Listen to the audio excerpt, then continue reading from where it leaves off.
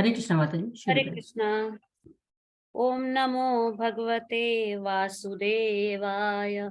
ओम नमो भगवते वासुदेवाय। ओम अज्ञानतिमिरान्धस्य ज्ञानाञ्जनशलाकया चक्षुरुन्मीलितं येन तस्मै श्रीगुरुवे नमः। श्रीचैतन्यमनोभीष्टं स्थापितं येन भूतले स्वयं रूपा कदा मह्यं ददाति स्वापदान्तिकं। वन्देऽहं श्रीगुरु श्रीयुक्तपदकमलं श्रीगुरून् वैष्णवांश्च श्रीरूपं साग्रजातं सहगण रघुनाथं वितं तं सजीवं साद्वैतं सावधूतं परिजनसहितं कृष्णचैतन्यदेवं श्रीराधा कृष्णपदान् सहगण ललिता श्रीविशाखान् वितांश्च। हे कृष्ण करुणा सिंधो दीनबंधो जगतपते गोपेश गोपिका कांत राधा कांत नमस्तुते। तप्त कांचन गौरांगी राधे वृंदावनेश्वरी वृषभानुसुते देवी प्रणमामि हरिप्रिये। नमो विष्णुपदाय कृष्णपृष्ठाय भूतले श्रीमद् वेदांत स्वामिन इति नामिने नमस्ते सरस्वती देवे गौरवाणी प्रचारिणे निर्विशेषा शून्यवादी पाश्चात देश कारिणे। जय श्री कृष्ण चैतन्य प्रभु नित्यानंदा श्री अद्वैत गदाधर श्रीवासादि गौर भक्त वृंदा। हरे कृष्णा कृष्णा कृष्णा हरे हरे हरे रामा राम राम हरे हरे। हरे कृष्णा कृष्णा कृष्णा हरे हरे हरे राम राम राम हरे हरे। हरे कृष्ण माता जी। हरे कृष्णा माता जी, हरे कृष्णा। 18 दिनों में भगवत गीता समझने की इस यात्रा के अंतिम पड़ाव पर आपका पुनः स्वागत है। आज की इस यात्रा के प्रत्येक क्षण को मैं अपने पूज्य गुरु श्री प्रभुपाद जी को, राधा गोविंदा मंदिर के अध्यक्ष एवं इस ऑनलाइन पाठ्यक्रम के जनक पूज्य नाम निष्ठा दास प्रभु जी को तथा अपने शिक्षा गुरुओं को समर्पित करती हूँ। आज के अध्याय का नाम है मोक्ष संन्यास योग, अर्थात संन्यास की सिद्धि। ये अध्याय भगवत गीता का उपसंहार है। इस अध्याय में भगवत गीता का सार है। द्वितीय अध्याय में भी प्रस्तावना के रूप में भगवान ने भगवत गीता का सार बताया था। अब उन्हीं विषयों को विस्तार रूप में किया और अंत में 18वें अध्याय में उन्हीं विषयों का उपसंहार कर रहे हैं। प्रथम अध्याय अर्जुन के शोक से शुरू हुआ था। जब अर्जुन ने भगवान की शरणागति ले ली और अर्जुन का शोक दूर हो गया, तो भगवान ने उसके बाद भी अर्जुन को ज्ञान रूप में भक्ति कैसे करें इसका वर्णन किया। और तब अपनी कही हुई बातों का, अब जितनी भी बातें उन्होंने भगवत गीता में अभी तक कही हैं, उन सब का उपसंहार कर रहे हैं, उनके बारे में बता रहे हैं।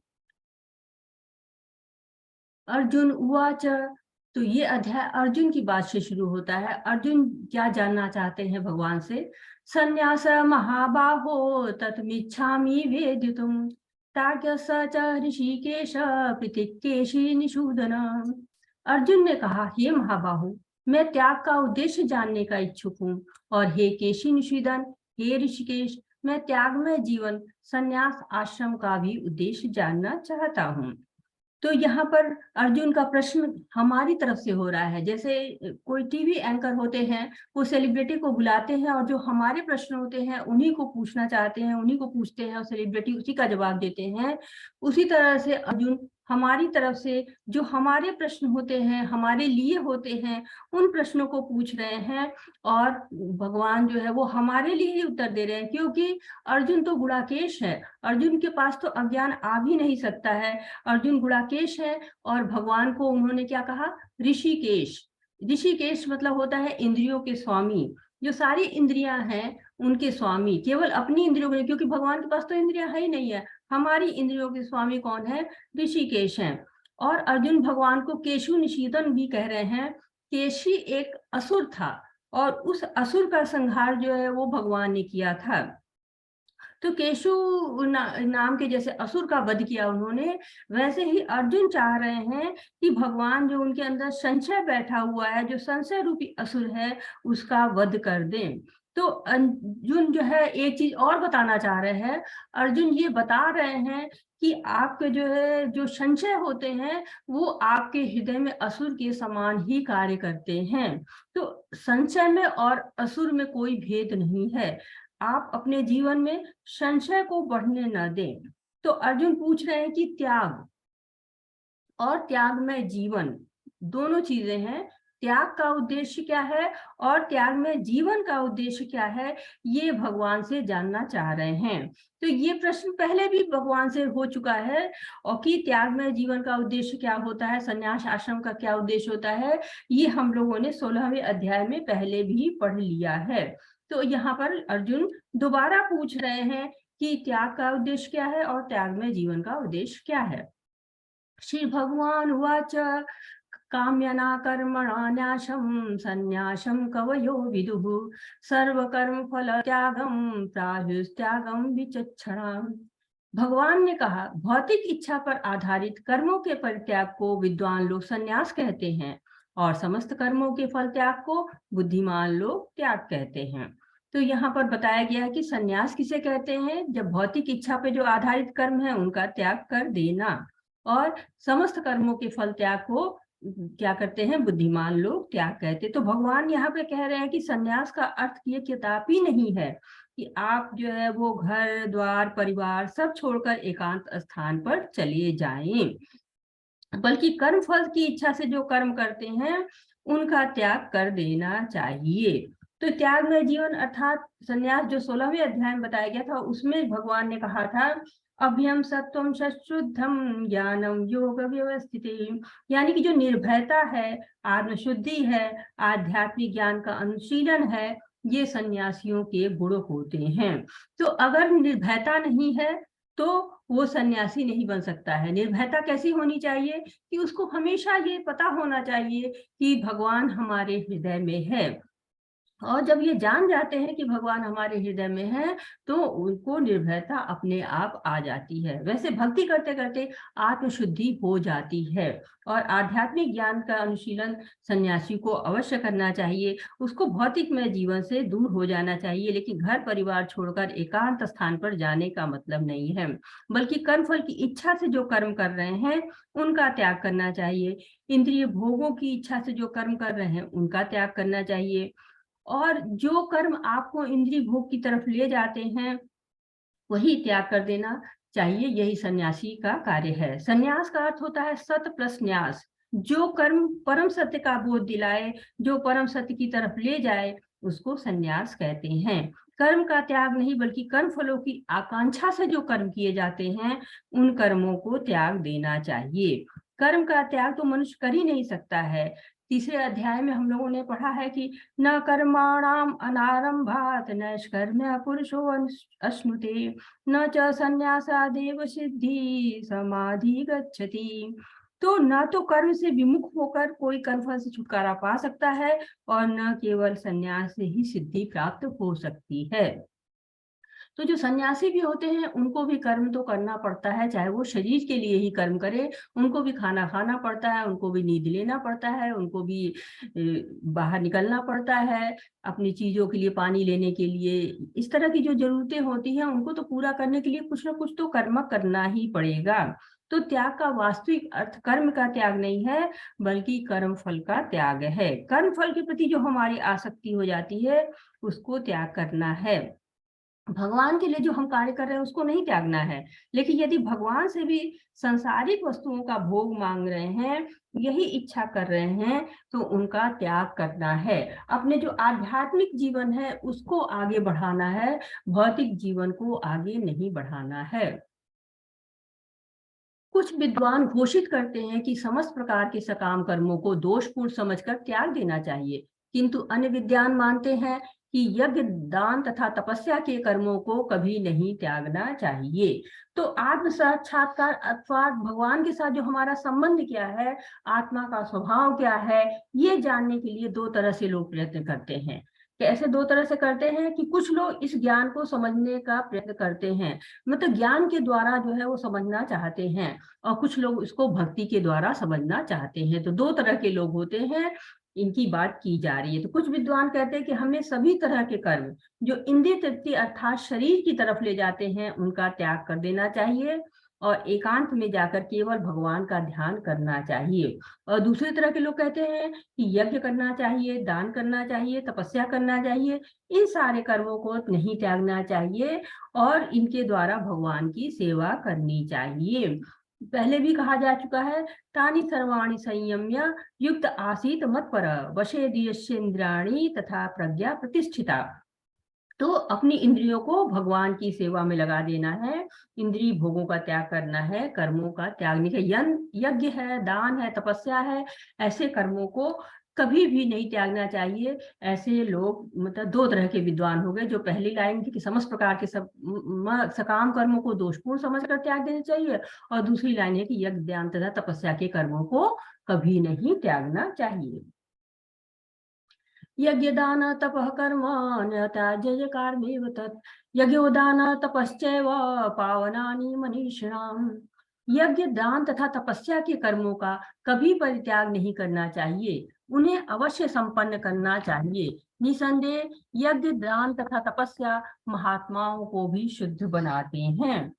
तो क्या करना चाहिए ये इस श्लोक में बताया गया है। भगवान कह रहे हैं कि यज्ञ, दान और तपस्या जैसे कर्मों का परित्याग नहीं करना चाहिए। यहाँ भगवान अब क्या कर रहे हैं, जजमेंट दे रहे हैं। पहले तो दो तरह के लोग क्या मानते हैं इसके बारे में बात किया है उन्होंने, अब यहाँ बता रहे हैं कि हमको करना क्या चाहिए, क्यों करना चाहिए, इनको त्याग क्यों नहीं करना चाहिए, क्योंकि ये शुद्धि प्रदान करते हैं। और यज्ञ तो विष्णु की प्रसन्नता के लिए किया जाता है। सामान्य जनों का मानना ये होता है कि जो यज्ञ हम करते हैं ये हमारे लिए हैं, हम इनसे कुछ भी मांग सकते हैं, भौतिक चीजें मांग सकते हैं, कुछ लोग पति मांगते हैं, कुछ पत्नी मांगते हैं, कुछ संतान मांगते हैं, कुछ मकान मांगते हैं, गाड़ी मांगते हैं। तो जैसी जिसकी नीड होती है वैसा वो मांगते हैं।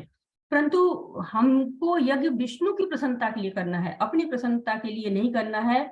और जब हम ये सोच कर करेंगे कि भगवान इससे प्रसन्न होंगे, ऐसा कार्य हम करेंगे, तो भौतिक जो भोगों की इच्छा है ये हमारी स्वतः ही समाप्त होने लगेगी। और जैसे पहले कहा जा चुका है कि यज्ञों का जो हम करते हैं और यज्ञों का जब हम प्रसाद खाते हैं तो भक्त सीधे धीरे धीरे सारे पापों से मुक्त होते जाते हैं। लेकिन जो लोग स्वयं के लिए भोजन बनाते हैं, स्वयं के लिए कार्य करते हैं, उनकी शुद्धता नहीं होती है। तीसरे अध्याय में कहा गया था, यशिष्टान संतो मुच्यन्ते सर्व किल विषय भुज्यते ते त्वघम पापा ये प्रत्यात्म कारणात्। तो भक्त भक्ति के विभिन्न साधनों के द्वारा, जो नौधा भक्ति की बात की है, श्रवण, कीर्तन, स्मरण, अर्चन, इस सब के द्वारा जो यज्ञ करते रहते हैं वो संसार के सारे कल्मशों से दूर रहते हैं। और कृष्ण प्रसाद खाते खाते आपकी खुद की इच्छा जो है वो धीरे धीरे शुद्ध खाने की और कम खाने की होती चली जाती है। इंद्रिय निग्रह के मामले में कम भोजन करना, अल्पाहार अत्यंत लाभप्रद होता है, और इंद्रिय निग्रह के द्वारा जो है वो आप बिना इंद्रिय निग्रह किए हुए इस भव बंधन से निकल पाना संभव ही नहीं होता है। अब दान की बारी आती है। दान क्या है कि सारी वस्तुओं को भगवान की सेवा में लगा देना, क्योंकि सभी वस्तुएं भगवान की हैं। ईशोपनिषद में कहा गया है कि ईशावास्य इदं सर्वं यत्किंच जगत्या जगत तेन तक्तेन भुंजिता मागृदकस्य धनम। कि जो वस्तुएं आपको संसार में दिखाई दे रही हैं ये सारी वस्तुएं भगवान की हैं और भगवान के द्वारा ही नियंत्रित हैं और उन्हीं की संपत्ति है। तो हमें क्या करना है, तेरा तुझको अर्पण क्या लागे मेरा। फिर तपस्या की बात आ रही है। तपस्या क्या होती है, भौतिक जीवन में हम कठिन परिश्रम करते हैं, लेकिन जब यही कठिन परिश्रम हम भगवान के लिए करते हैं तो उसको हम तपस्या कहते हैं। जैसे हमने तपस्या कर ली, संकल्प कर लिया कि हम सवेरे उठेंगे और सवेरे उठ के हम जपा करेंगे, भगवान की जो है मंदिर साफ करेंगे, आरती करेंगे, तो ये जो हमने लिया है ये भी तप है। क्योंकि हम अपनी नींद का त्याग करके, हम अपने बिस्तर का त्याग करके, अपने शरीर की जो है वो शरीर की सारी इंद्रियों को लेकर भगवान की सेवा में जा रहे हैं। तो ये भी एक तप है। और इस तरह से जो है वो यज्ञ, दान और तपस्या ये किस भावना से करनी है? 17वें अध्याय में हमको बताया गया, ओम तत्सत की भावना से करना है। एतन्यापि तु कर्माणि संग त्यक्ता फलानि च कर्तव्यनीति में पार्थ निश्चितम मत उत्तमम। इन सारे कार्यों को किसी प्रकार की आसक्ति या फल की आशा के बिना संपन्न करना चाहिए। हे पितापुत्र, इन्हें कर्तव्य मानकर संपन्न किया जाना चाहिए, यही मेरा अंतिम मत है। तो भगवान ने क्या कहा इसमें कि पुष्टि कर दी उन्होंने, बिल्कुल साफ साफ बता दिया कि कर्म नहीं त्यागना है, बल्कि कर्तव्य समझकर बिना फल की आशा के तथा बिना किसी प्रकार की आसक्ति के करना है। तो कुछ लोग कहते हैं कि आसक्ति त्यागनी है या कर्म के फल त्यागने हैं। तो भगवान कह रहे हैं इन दोनों का त्याग करना है, कर्म फल का भी त्याग कर देना है और कर्म फल की आसक्ति का भी त्याग करना है। यज्ञ अर्थात कर्मण अन्यत लोके अयम कर्म बंधनम तदर्थ कर्म कौन्तेय मुक्त संग समाचर। श्री विष्णु के लिए यज्ञ रूप में कर्म करना चाहिए, अन्यथा कर्म के द्वारा इस भौतिक जगत में बंधन उत्पन्न होता है। अतः हे कुंती पुत्र, उनकी प्रसन्नता के लिए अपने नियत कर्म करो, इस तरह बंधन से मुक्त हुआ जा सकता है। तो हमें कुछ भी नहीं छोड़ना है, हमें भगवान से अपने आप को जोड़ना है, अपने कर्मों को, अपने यज्ञ को, अपनी दान को और अपनी तपस्या को और अपनी सेवा को। क्यों करना है, ऐसा क्यों करना चाहिए, इसके बारे में भगवान कह रहे हैं, हे महाबाहु अर्जुन, वेदांत के अनुसार समस्त कर्मों की पूर्ति के लिए 5 कारण हैं। अब तुम मुझे इनसे सुनो। कर्म का स्थान, कर्ता, विभिन्न इंद्रियां, चेष्टाएं तथा परमात्मा, ये 5 कर्म के ये कारण है। अब जब आप कोई कार्य करते हैं तो कभी नहीं सोचते होंगे कि ये 5 कारण हमारे जो है वो काम कर रहे हैं, कभी भी नहीं सोचते होंगे। लेकिन जो भगवान बता रहे हैं कि जब कोई भी काम करते हैं, आप कोई पूर्ति होती है किसी काम की, कोई काम होता है तो उसके पीछे 5 कारण होते हैं। कौन से कारण हो गए? कि कर्म का स्थान, कर्ता, विभिन्न इंद्रियां, चेष्टाएं तथा परमात्मा। तो कभी-कभी हम किसी कार्य के लिए बहुत जी तोड़ मेहनत करते हैं और वो पूरा नहीं होता है तो हम गलत कदम उठा लेते हैं। परंतु भगवान कह रहे हैं कि कोई भी कार्य हुआ तो उसके केवल हम ही जिम्मेदार नहीं हैं, उसके पीछे और भी चीजें हैं। हम स्वयं को जिम्मेदार मानते हैं, इसलिए तनावग्रस्त हो जाते हैं। तो पहला आता है कर्म का स्थान। जैसे आप लोग यूथ हैं तो आप परीक्षाएं देने जाते हैं, किसी तरह की परीक्षा की तैयारी करते हैं, कोई कंपटीशन है उसकी तैयारी करते हैं। तो जब परीक्षा देने जाते हैं और परीक्षा केंद्र ठीक ना हो, दूसरा एक कारण ये भी हो सकता है आपकी कमी का। दूसरा कारण ये हो सकता है कि जो परीक्षा देने गया उसने ठीक से तैयारी ही नहीं की हो, अर्थात कर्ता। तीसरा कारण है कि इंद्रियां, मतलब हो सकता है कि परीक्षा केंद्र में आपकी इंद्रियों ने आपको जवाब दे दिया, आपकी इंद्रियां काम ही नहीं कर रही हैं, बहुत ठंड है लिख ही नहीं पा रहे हैं, बहुत गर्मी है पसीना आ रहा है, तो इंद्रियों ने साथ नहीं दिया। और इसी तरह से जो है वो इसके कभी कभी ऐसा हो जाता है कि मन विचलित हो जाता है, अकुलाहट होने लगती है, बेचैनी होने लगती है, मन साथ नहीं देता है, मन ऐसा कहने लगता है कि नहीं नहीं मुझे तो परीक्षा देनी ही नहीं है। तो अब ये सारे कारण अपनी जगह ठीक है, ऐसा कुछ भी ना हो रहा हो सब जगह, मतलब परीक्षा केंद्र भी आपका ठीक है, काम करने वाला जिसने परीक्षा देनी है वो भी बिल्कुल तैयार है, इंद्रियां भी बिल्कुल ठीक है और आपकी चेष्टा भी बिल्कुल ठीक जा रही है, आप प्रयत्न कर रहे हैं कि आपको कार्य ठीक से हो। लेकिन 5वां और अंतिम मुख्य कारण क्या हो जाता है? भगवान, सर्व कारण कारणम। तो अन्य 4 कारण में तो कर्म का स्थान था, हम थे, इंद्रियां थी, चेष्टा थी, परंतु अंतिम हस्ताक्षर जो परमात्मा का था वो नहीं था। तो कार्य की सफलता है चाहे असफलता है, इसके 5 कारण होते हैं, इसलिए हमें कभी भी हताश नहीं होना चाहिए, परिस्थितियां जैसी भी हों। जैसे ये जगह खाली पड़ी हुई है और इस पे जो बिल्डर होते हैं वो सोच रहे हैं इसमें कुछ बनाना चाहिए। जब कुछ बनाने की विचार आता है तो इंजीनियर्स की जरूरत पड़ती है, श्रमिकों की जरूरत पड़ती है। तो पहले जमीन का चुनाव होता है और उसके बाद श्रमिक ढूंढे जाते हैं। फिर इंद्रियां, मतलब मशीन कौन सी होगी, तो जमीन क्या हो गया? कर्म का स्थान है। और इंजीनियर क्या हो गए? कर्ता हो गए। फिर इंद्रिया क्या है? ये जो है मशीनें हैं जिनके पे काम होगा। फिर चेष्टाएं की जाएंगी कि भाई कैसे बने, ये है वो है, सब चीजें, रेखा बनेगी और उसके ड्राइंग बनेगी, उसमें सामान आएगा, बनना शुरू होगा। अब ये पुल बनना है, इस तरह तैयार होना है, पुल बन रहा है। लेकिन आपको मशीनें आ गई हैं, मशीनें काम कर रही हैं, सब काम हो रहा है, लेकिन परमात्मा की इच्छा बहुत जरूरी है। अब परमात्मा की इच्छा नहीं होती है तो होता क्या है कि कभी कभी तो पुल बहुत दिनों तक चलता रहता है, इच्छा है भगवान की, चल रहा है चल रहा है, मशीनें चल रही हैं, फैक्ट्री चल रही है, अच्छा उत्पादन हो रहा है, बिजनेस बढ़िया चल रहा है। लेकिन कभी कभी ऐसा हो जाता है, लो, पुल टूट गया, साल भर भी नहीं हुआ पुल टूट गया। तो जितनी भी चेष्टाएं थी, इंजीनियर्स थे, श्रमिक थे, जगह थी, अब क्या कारण रहा है? सब परमात्मा उसके कारण रहे, क्योंकि बिना उनके हस्ताक्षर के कोई भी कार्य हो ही नहीं सकता है। तो उनका हस्ताक्षर सबसे ज्यादा जरूरी हो जाता है। अतएव जो इन 5 कारणों को न मानकर अपने आप को ही एकमात्र कर्ता मानता है, वह निश्चय ही बहुत बुद्धिमान नहीं होता है और वस्तुओं को सही रूप में नहीं देखता है। तो कई कारण है और मुख्य 5 कारण की बात अभी की गई है कि कर्म का स्थान, कर्ता, इंद्रियां, चेष्टा तथा परमात्मा। परंतु अब इसमें गड़बड़ी कहाँ होती है? गड़बड़ी यहाँ होती है कि हम अहंकार के वश स्वयं को कर्ता मान बैठते हैं। हम कोई भी कार्य करते हैं तो हम कितना बखान करते हैं, मैंने किया, मैंने किया, मैंने किया। तब हम भूल जाते हैं कि यहाँ कर्ता कोई और भी साथ में हमारे और चीजें भी हैं जो कर्ता हैं। कहते हैं कि भगवान की प्रकृति क्रियमाणानि गुण कर्माणि सर्वशः अहंकार विमूढ़ात्मा क्रिया हनति मन्यते। वास्तव में प्रकृति के 3 गुणों द्वारा सारे कार्य संपन्न होते हैं, परंतु अहंकार के प्रभाव में मोहग्रस्त जीवात्मा स्वयं को सारे कार्य का कर्ता मान बैठती है। तो इस तरह जो है वो जो अहंकार में आ जाते हैं, वो सब चीजों को भूल जाते हैं और स्वयं को कर्ता मानने लगते हैं।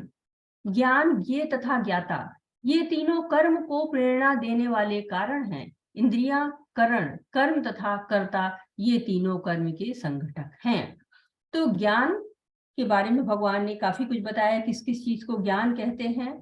और ये जो है वो ज्ञान को जानने वाला है, वो ये का मतलब ज्ञान, जो आपने जो है वो ढेर सारे ज्ञान भगवान ने बताए, वो ज्ञान थे।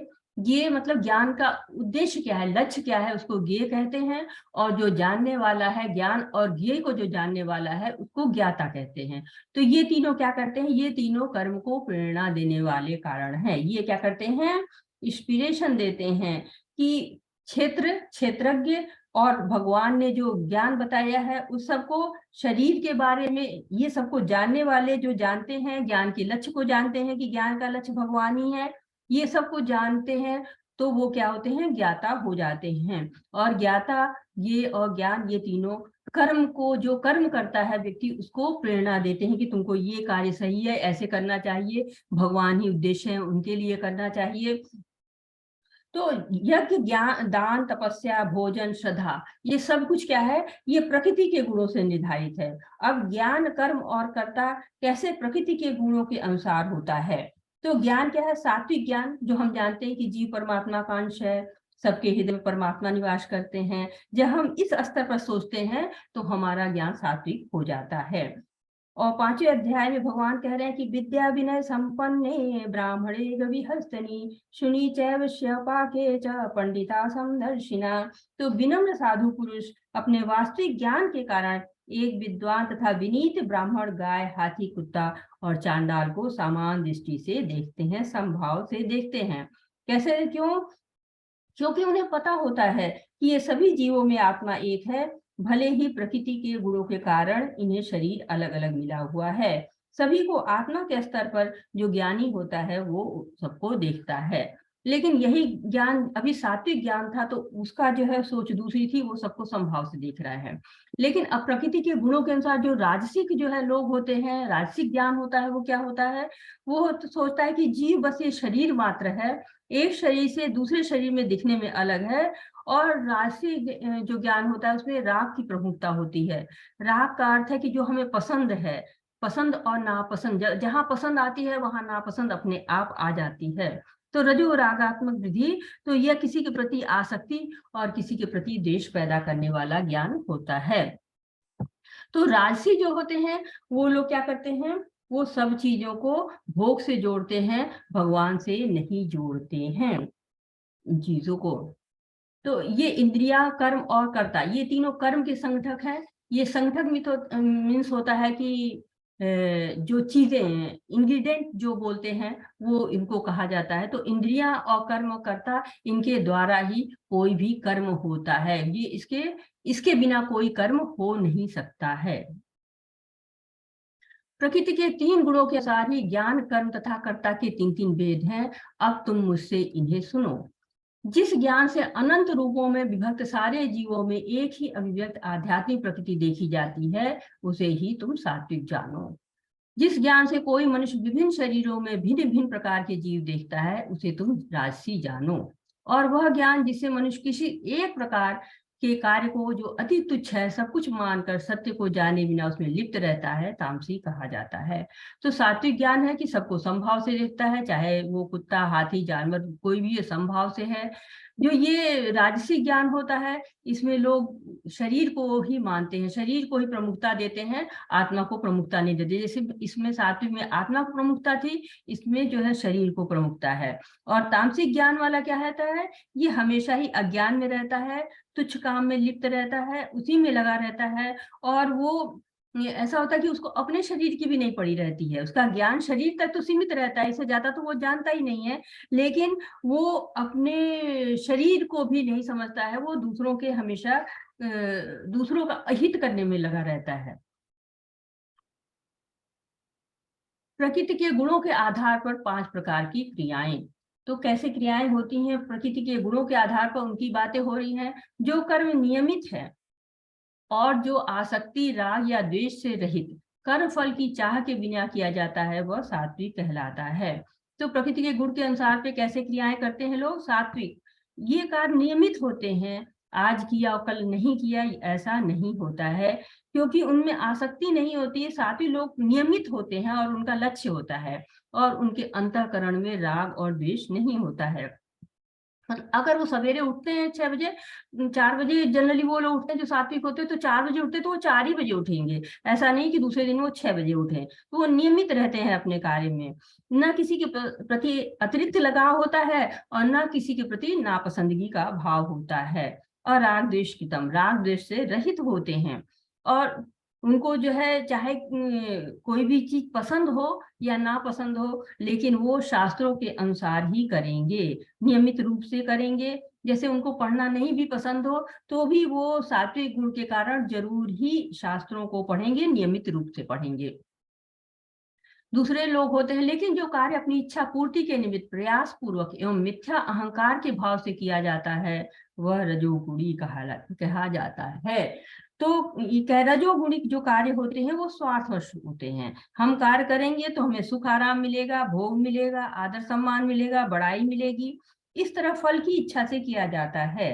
राजसिक मनुष्य अपनी आवश्यकताओं को तो बढ़ा लेते हैं और उसके लिए बहुत अधिक परिश्रम करते हैं, क्योंकि आवश्यकताएं ज्यादा हैं तो जुटाने के लिए परिश्रम करना पड़ेगा। परंतु उनके शरीर में राग होता है और शरीर क्या होता है, आराम चाहता है। तो थोड़ा सा जो परिश्रम होता है वो उनको अधिक लगता है, इसलिए वो जल्दी थक हार जाते हैं और अपने कार्य को नियमित नहीं कर पाते हैं, अपने कार्य से जुट नहीं पाते। जैसे कहते हैं कि आज किया कल बैठ गए, परसों फिर किया फिर परसों बैठ गए, इस तरह उनके अंदर लगा रहता है। जो कर्म मोहवश शास्त्रीय आदेशों की अवहेलना करके तथा भावी बंधन की परवाह किए बिना या हिंसा अथवा अन्यों को दुख पहुंचाने के लिए किया जाता है, वह तामसी कहलाता है। जब तामसिक गुणों की अधिकता हो जाती है तो जो कार्य करते हैं लोग, वो दूसरों का अहित करने के लिए, दूसरों को दुख पहुंचाने के लिए करते हैं, क्योंकि उनमें अज्ञानता होती है।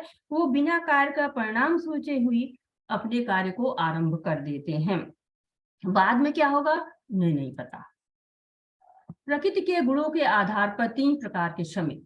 जो व्यक्ति भौतिक गुणों के संसर्ग के बिना अहंकार रहित संकल्प तथा उत्साह पूर्वक अपना कर्म करता है और सफलता अथवा असफलता में अविचलित रहता है, वह सात्विक कर्ता कहलाता है। तो ऐसे लोग के अंदर अहंकार नहीं रहता है और उसमें अपने कर्म को करने के प्रति उत्साह रहता है। जो बिना उत्साह के तो कर्म को अधिक दिन तक किया ही नहीं जा सकता है। रास्ते में असफलता मिले, परेशानियां मिले, परंतु उनमें धैर्य और उत्साह की कमी नहीं होती है। और किसी तरह की सफलता मिले, असफलता मिले, इससे वो विचलित नहीं होते हैं।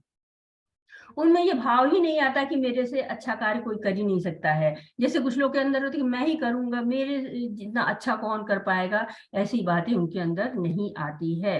वो अपने काम को सफलता, असफलता, सुख दुख सब में समभाव रहकर उत्साह पूर्वक करते हैं। जैसे भगवत गीता का ये कोर्स ही ले लीजिए आप, तो कई लोग इसको कई बार कर चुके हैं और उनमें धैर्य है, उत्साह है, संकल्प है, नियमित है।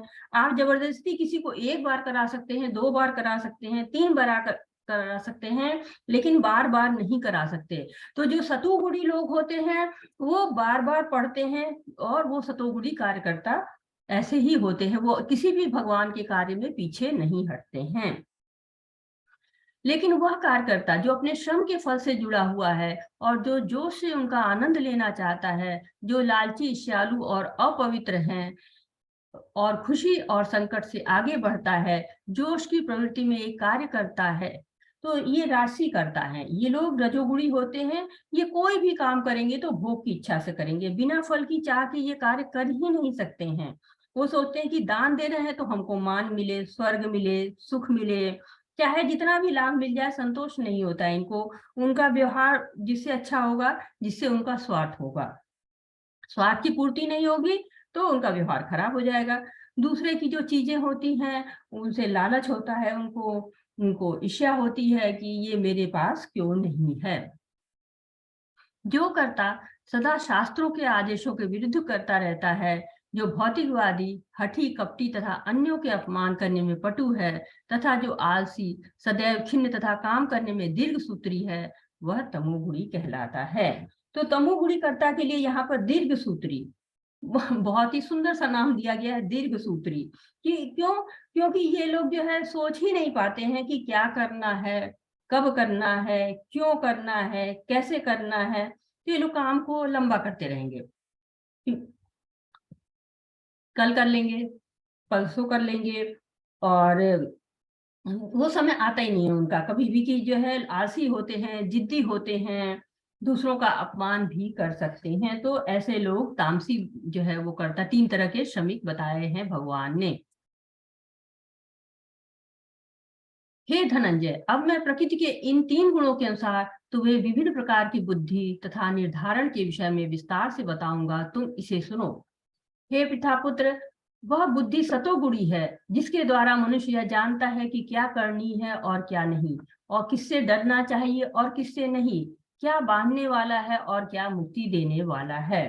तो ये लोग कहते हैं बुद्धि कैसे प्रभावित होती है, इसके बारे में बात है। जो सतोगुणी है वो जानता है कि क्या उचित है, क्या अनुचित है, और वह उचित कार्य ही करेगा। वो ऐसा कोई कार्य नहीं करेगा जिससे उसको कर्म बंधन मिले।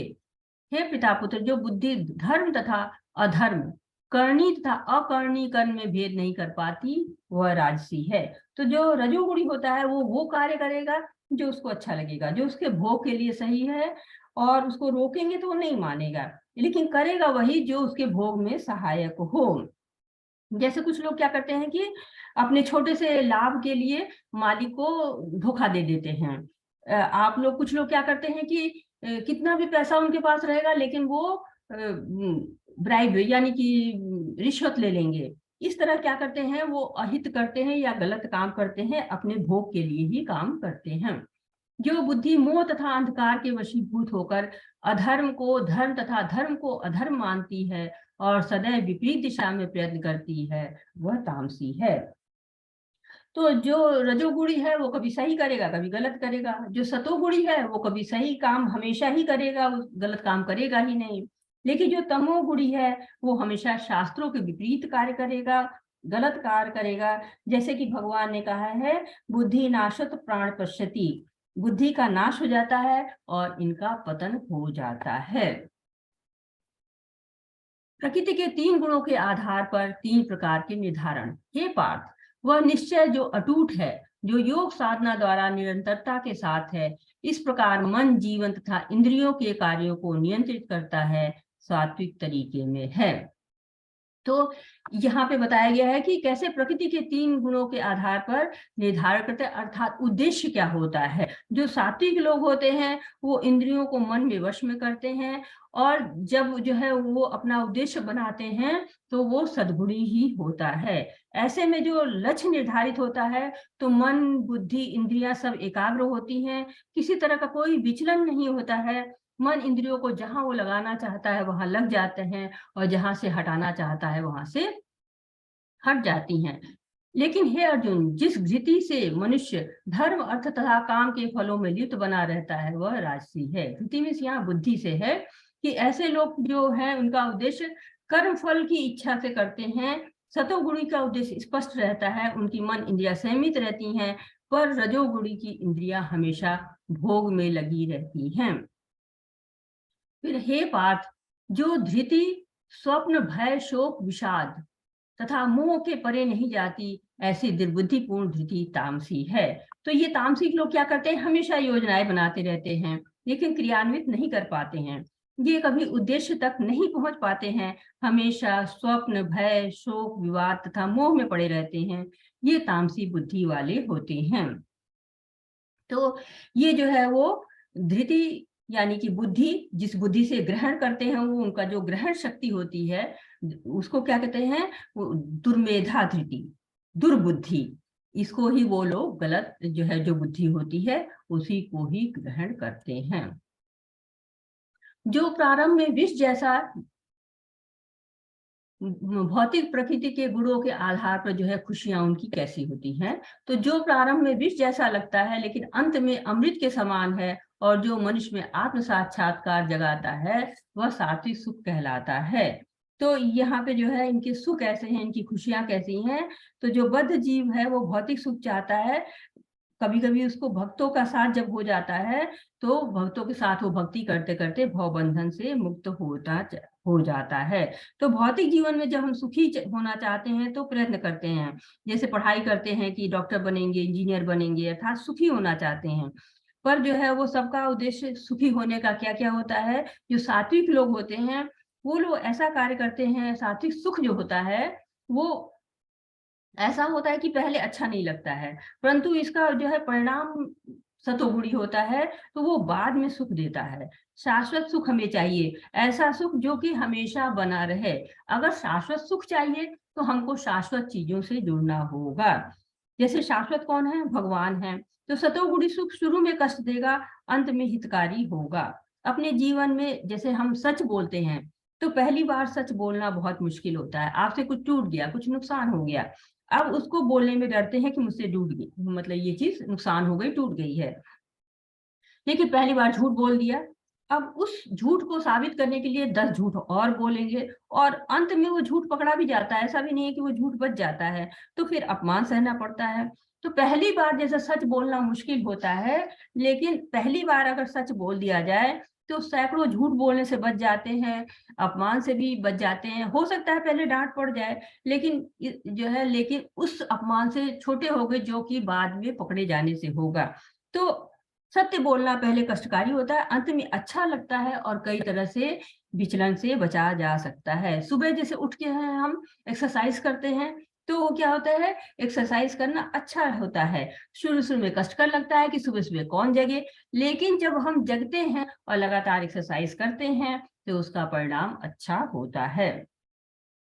जो सुख इंद्रियों द्वारा उनके विषयों के संसर्ग से प्राप्त होता है और प्रारंभ में अमृत तुल्य तथा अंत में विष तुल्य लगता है, वह रजोगुणी कहलाता है। तो रासिक सुख कैसा होता है, वो इंद्रिय तथा इंद्रिय विषय के संयोग से जो सुख मिलता है वह जो है वो सुख राजसिक होता है। ये मनुष्य को, पशु को, पक्षियों को, कीट को, पतंगों को, सबको मिलता है। तो प्रारंभ में तो बहुत सुख मिलता है, लेकिन भोगते भोगते जब हम थक जाते हैं उनको, तो वही सुख हमको विष तुल्य लगने लगता है, रुचि हमारी समाप्त हो जाती है। जैसे जैसे कि हम रसगुल्ला खा रहे हैं, तो पहला रसगुल्ला हमें बड़ा अच्छा लगता है। अगर हमें रसगुल्ला पसंद है और हम रसगुल्ला खाते हैं तो पहला रसगुल्ला हमें बहुत अच्छा लगता है, दूसरा फिर भी ठीक लगता है, तीसरा फिर भी चलिए काम चलाओ। लेकिन जैसे जैसे रसगुल्ले की संख्या बढ़ती जाती है, हमारी अरुचि हो जाती है, और उसके बाद वही रसगुल्ला जो बहुत अच्छा लग रहा था पहली बार में, उसकी तरफ देखने का भी मन नहीं करता है। तो ये ही है राजसी सुख। रजस्तु फल दुखम। रजोगुण में जो संपन्न कर्म होता है, उसका फल आरंभ में सुखदायी और बाद में विषतुल्य हो जाता है। तथा जो सुख आत्म साक्षात्कार के प्रति अंधा है, जो प्रारंभ से लेकर अंत तक मोहकारक है, और जो निद्रा, आलस्य तथा मोह से उत्पन्न होता है, वह तामसी कहलाता है। तो जब राग द्वेष की मात्रा अधिक बढ़ जाती है, तब वो तमोगुण का रूप धारण कर लेता है।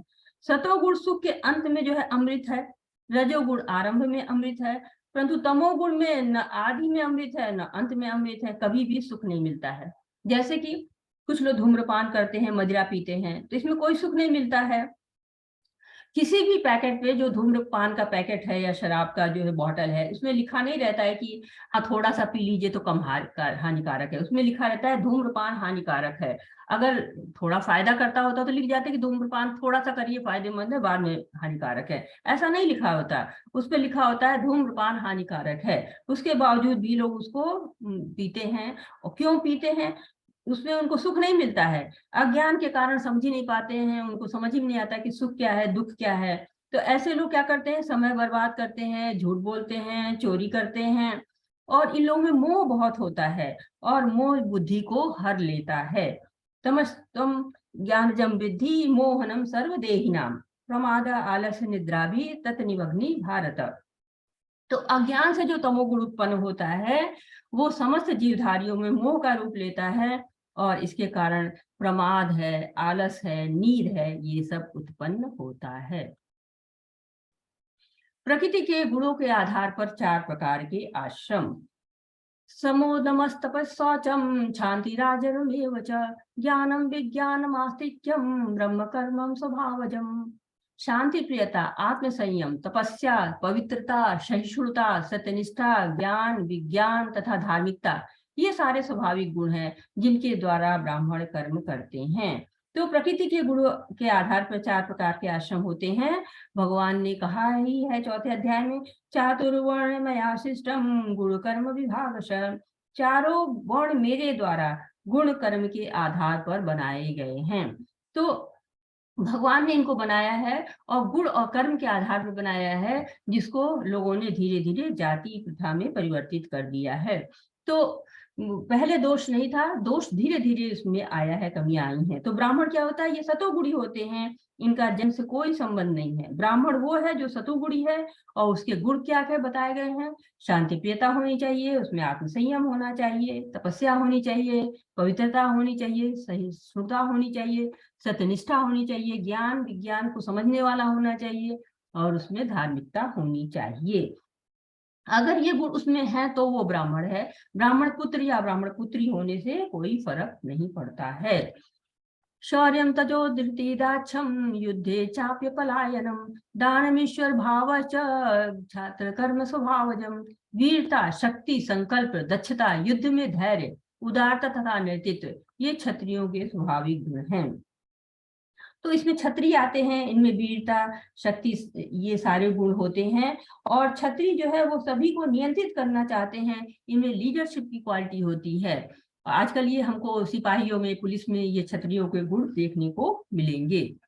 कृषि गौरवच्छ वाणिज्यम वैश्य कर्म स्वभावजम परिचयात्मक कर्म शुद्रश्यापि स्वभावजम।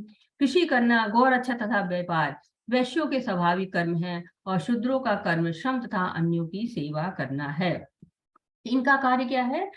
कि जो वैश्य होते हैं, इनका कार्य होता है, ये रजोगुण और तमोगुण के मिश्रण होते हैं। ये कृषि करते हैं, व्यापार करते हैं, गौर अच्छा करते हैं।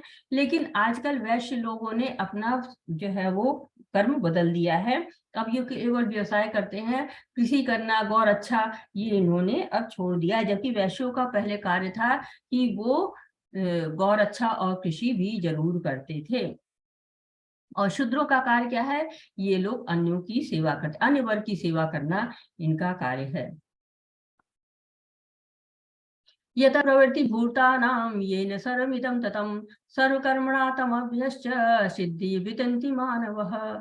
जो सभी प्राणियों का उद्गम है और सर्वव्यापी है, उस भगवान की उपासना करके मनुष्य अपना कर्म करते हुए पूर्णता प्राप्त कर सकता है। तो जो 4 वर्ण हैं भगवान ने बनाए हैं हमारे गुण और कर्म के आधार पर, और उनका उद्देश्य था भगवान की प्राप्ति। सभी लोग अपने गुण के आधार पर भगवत प्राप्ति कर सके। शास्त्रों में हर व्यक्ति के गुण के अनुसार नियत कर्तव्य कर सके और भगवान की प्राप्ति कर सके। भगवान की सेवा करना हमारा धर्म है और हमें 3 गुणों और 4 वर्णों से ऊपर उठना है, जिससे हम भगवान की भक्ति कर सकें। क्यों? क्योंकि भगवान तीनों गुणों से ऊपर है और हमें भी तीनों गुणों से ऊपर उठना होगा। और जो ये 4 वर्ण हैं, ये सहायक है भगवान की प्राप्ति करने में। अपने कर्तव्य को पूरा करते करते ही हम भक्ति कर सकते हैं। शास्त्रों में कहा गया कि जो लाभ ब्राह्मण को यज्ञ करने से मिलता है, वही लाभ क्षत्रिय को युद्ध करने से मिलता है। इसलिए सब गुणों के अनुसार कर्म बनाए गए हैं, जिससे सभी भगवान की प्राप्ति कर सकें। श्रेयांसो धर्मो विगुण पर धर्माश अनुष्ठितात् स्वभावेन तम कर्म कुर्वो न पंथि किल्बिषम्। अपने वृत्ति पर कार्य को करना, चाहे वो कितना ही त्रुटिपूर्ण ढंग से क्यों न किया जाए, अन्य किसी के कार्य को स्वीकार करने और अच्छी प्रकार करने की अपेक्षा अधिक श्रेष्ठ है। अपने स्वभाव के अनुसार निर्दिष्ट कर्म कभी भी पाप से प्रभावित नहीं होते हैं। तो भगवान कह रहे हैं कि अपने गुण और कर्म के अनुसार कार्य करना चाहिए। यहाँ जाति का कोई भी संबंध नहीं है। ये भगवान निर्देश दे रहे हैं कि गुण जो आपके अंदर है, उसके अनुसार आप नियत कार्य करिए और उससे भक्ति कर सकते हैं। परंतु कोई क्षत्रिय कह सकता है कि हम ब्राह्मण का कार्य करेंगे, कोई ब्राह्मण कह सकता है कि हम वैश्य का कार्य करेंगे। तो ये उचित नहीं है। हमें अपने गुण के अनुसार ही कार्य करना चाहिए। इसको बताने के लिए यहाँ पे दिखाया गया चित्र दिखाया गया है। यहाँ चित्र में हाथी भी है, पेंगुइन है, मछली है, बंदर है, पंछी है, कुत्ता है, सील है। सभी अलग अलग तरह के पशु पक्षी हैं, सब में अलग अलग तरह के गुण पाए जाते हैं। परंतु ये सब यदि एक ही जैसे कार्य करना चाहें, यानी मान लीजिए पेड़ पर चढ़ना है, तो इस पेड़ पर चढ़ना चाहे तो क्या होगा? हाथी चढ़ जाएगा तो पेड़ टूट जाएगा। लेकिन खाना खाना, इसी हाथी को इस पेड़ की पत्तियां खाने हो तो सारी पत्तियां वही खाएगा जो है, और लोग कम हिस्से में पाएंगे। बंदर है तो कूद के चढ़ जाएगा, पक्षी उड़ के बैठ जाएगा। तो सबके अंदर अलग अलग गुण है। इसमें कौन श्रेष्ठ है इसका कोई निर्धारित नहीं कर सकता, क्योंकि अपनी प्रकृति के गुणों के अनुसार सब कर्म करके भगवान की प्राप्ति कर सकते हैं, भगवान तक पहुंच सकते हैं। आज की जो शिक्षा व्यवस्था है उसमें यही कमी है कि गुणों के अनुसार नहीं होता है। सबको इंजीनियर बनना है तो सब इंजीनियर बन रहे हैं, डॉक्टर बनना है सब डॉक्टर बन रहे हैं। इस वजह से कई लोग परेशान हो जाते हैं। तो दूसरों के अनुसार जो गुण है उनके अनुसार कार्य नहीं करना चाहिए। अपने कार्यों के अनुसार, उसी के अनुसार भगवत प्राप्ति का प्रयत्न करना चाहिए।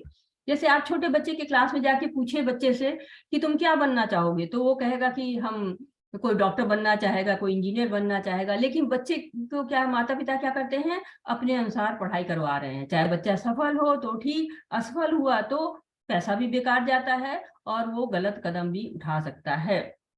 तो ऐसा क्यों होता है? इसलिए कि वो अपने गुणों के अनुसार कार्य नहीं कर रहा है। अगर सफल भी हो जाता है तो अपने कार्य से संतुष्ट नहीं हो पाता है। इसीलिए भगवत गीता कहती है कि हमें अपने गुणों और वर्ण के अनुसार भगवत प्राप्ति का प्रयास करना चाहिए, दूसरों का अनुसरण नहीं करना चाहिए। मनुष्य को चाहिए अपने द्वारा अर्जित गुण के अनुसार कार्य में प्रवृत्त होकर भगवान की सेवा के लिए कार्य करने का निश्चय करें। जो आत्म संयमी है तथा अनासक्त हैं एवं जो समस्त भौतिक भोगों की परवाह नहीं करता, वह संन्यास के अभ्यास द्वारा कर्म फल से मुक्ति की सर्वोच्च सिद्ध अवस्था को प्राप्त कर सकता है।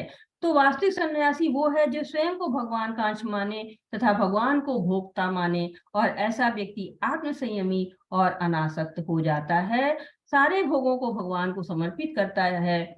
यतस्वा आत्मरति रेव स्यात्, अर्थात जो व्यक्ति अपने में संतुष्ट रहता है, उसे अपने कर्म से किसी प्रकार के बंधन का भय नहीं रहता है। ब्रह्मभूत प्रसन्नात्मा न सोचति न कांक्षति संसर्वेषु भूतेषु मद्भक्ति लभते पराम। इस प्रकार जो दिव्य पद पर स्थित है, वह तुरंत पर ब्रह्म का अनुभव करता है और पूर्णतया प्रसन्न हो जाता है। वह न तो कभी शोक करता है, न किसी वस्तु की कामना करता है। वह प्रत्येक जीव पर समभाव रखता है। उस अवस्था में वह मेरी शुद्ध भक्ति को प्राप्त करता है।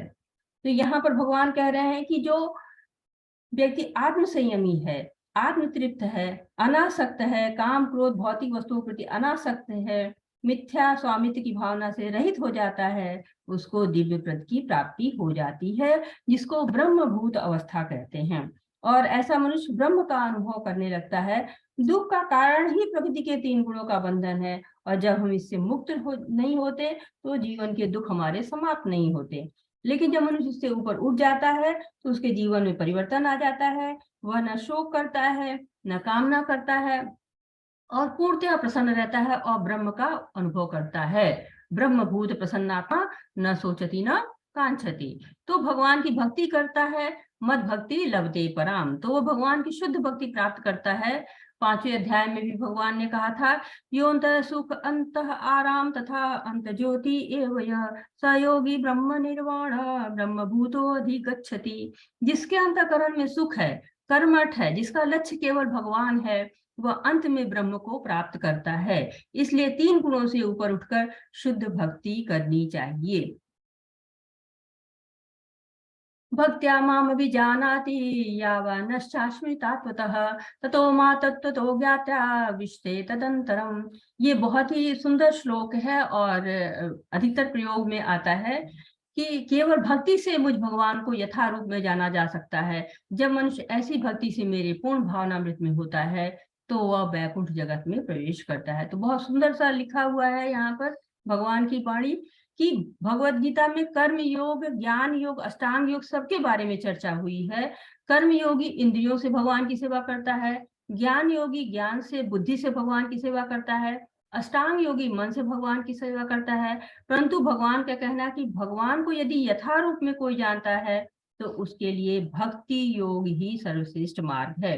क्योंकि भक्ति में भक्त इंद्रियों से, बुद्धि से, मन से, सभी से भगवान की सेवा करता है, और ऐसा ही भक्त वैकुंठ में प्रवेश कर सकता है।